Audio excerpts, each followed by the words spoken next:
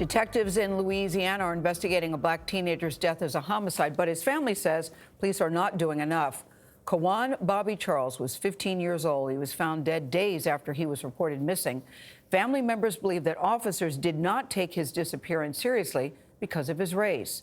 There was no Amber Alert in this case, but police claim all procedures were followed.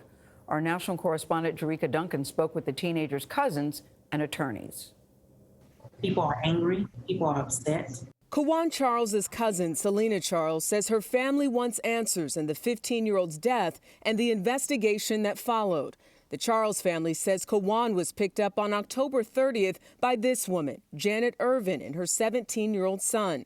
They allegedly picked him up outside his father's house in Baldwin, Louisiana. His parents say they didn't know the woman or her son and never consented to him leaving with them. When Quawan's family reported him missing, they say police brushed off their concerns and speculated Quawan was at a football game. Do you believe race played a role in how this case has been investigated so far?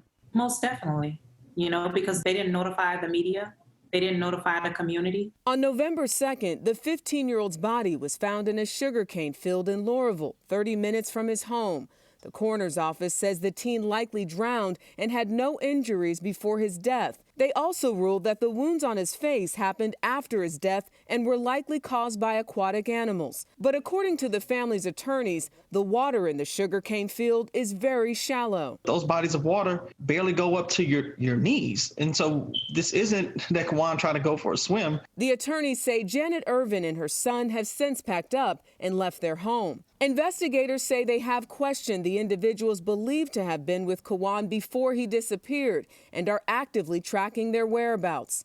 Local activist Jamal Taylor helped the family raise over $250,000 through GoFundMe for the family to hire its own investigators and get a second autopsy. I was particularly disappointed by the lack of response from police in the matter. And so I immediately said, we need to do something about this. It shouldn't be incumbent upon the family to solve the crime of Quawan Charles. Family members are now drawing similarities between Charles' injuries and Emmett Till's. In 1955, two white men murdered 14-year-old Till for allegedly whistling at a white woman in Mississippi.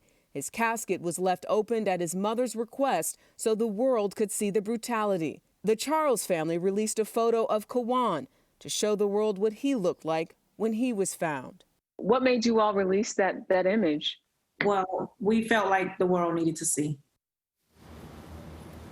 We have opted not to show that image of Quawan due to the graphic nature and also the ongoing investigation. Now, the sheriff's office that is investigating this case did release a statement this weekend saying they have video of Quawan apparently walking alone around the time of his disappearance, but they have not released that video to the public. We also reached out to Janet Irvin and have not heard a response back. Gayle? Boy, Jericka, just reading about the injuries that was done to Quawan made me nauseous. So I have mixed feelings about showing that picture. We know it made a difference in the Emmett Till case.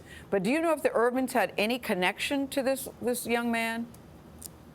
Did they know each other? They say that they did not know this family. The family, Quawan's parents, say they did not know this woman. They did not know the son. They don't understand how this happened, and ultimately they want answers. Yeah, they want more answers, and they were hoping that the police, they said, did more early on in this. That's what they were hoping. Yeah, this story is not over. We'll stay on top of it. Thank you, Jericka. Yeah.